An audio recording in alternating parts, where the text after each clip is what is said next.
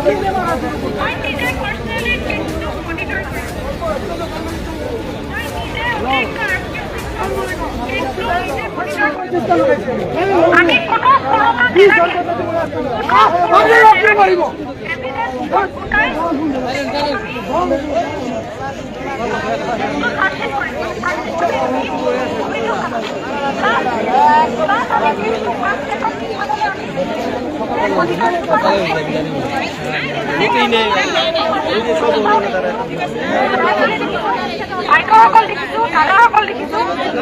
ঘটনাটো আমি আগত একো জানা নাছিলো, খালি শুনিছিলো কি যে পাথৰঘাটত কিবা এটা ঘটনা হৈছিল।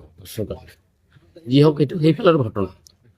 এই ঘটনাক কেন্দ্ৰ কৰি ৰাতি 9টা মানত বেংগলী বহুত ল'ৰা ছোৱালী ইয়াত গেদাৰিং হয় জয় শ্ৰীৰাম ধ্বনিৰে আহি মছজিদত আক্ৰমণ কৰিলে। শিলগুটি হাবি জাবি দলিয়ালে, দেখিছে এইবিলাক গোটেই ভাঙি ভাঙি চুৰমাৰ হৈ গ'ল। আমি তো আচৰিত পাইছো, কি ঘটনাটা কি হ'ল?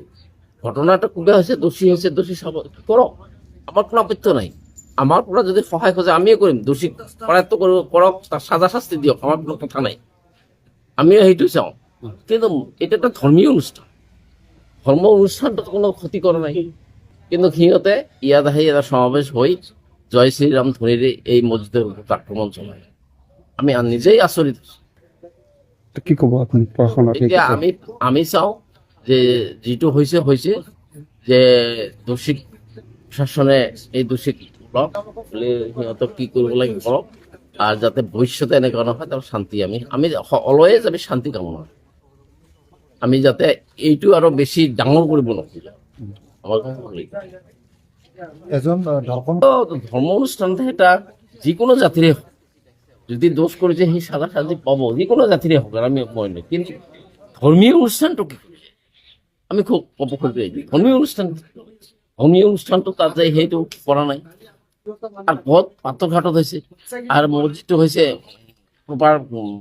ডাঙৰ মসজিদ কি বাজাৰৰ ওচৰত।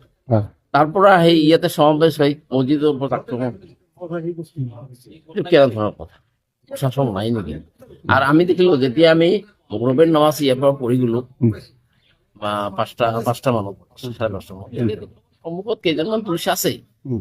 আমি ভাবিলো কি যে যিটো তাত এটা ঘটনা ঘটিছে, হয়তো থানাৰ পৰা পঠাই দিছে, তাতে তেনেকুৱা ধৰণৰ পৰিস্থিতি তাত নহয়, জাষ্ট খালি একটা মানে কি কৰে দেখিলো, সেই নিজে নিজে ঘৰত গুচি গলো।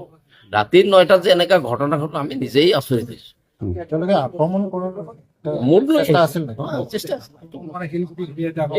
কিমান শিলগুটি সেইবিলাক ঢলাইছে, আৰু যদি আমি এই গেটত লগ নকৰিলো হয় হয়তো ভিতৰত সোমাই গ'ল হয়। আমাৰতো তেনেকুৱা প্ৰি প্লেন নাই, সিহঁতে প্ৰি প্লেন কৰি আহিছে।